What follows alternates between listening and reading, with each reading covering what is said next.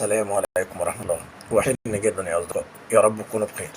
الدوريات ابتدت في العالم كله، الدوري المصري ابتدى، الدوري الإنجليزي، الدوري الأسباني. فمرورا كده سريعا، الدوري المصري بعد الجولة الثانية الثلاثة الكبار اتعادلوا: بيراميدز، الزمالك.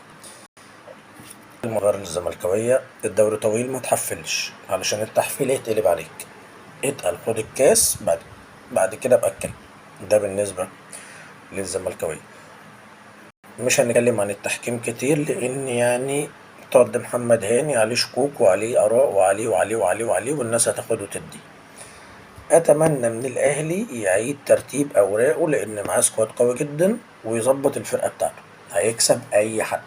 الاهلي السنه دي يكسب اي حد. الاهلي السنه دي من فترات طويله فريقه قوي جدا جدا جدا جدا. ده بجد. ده بجد.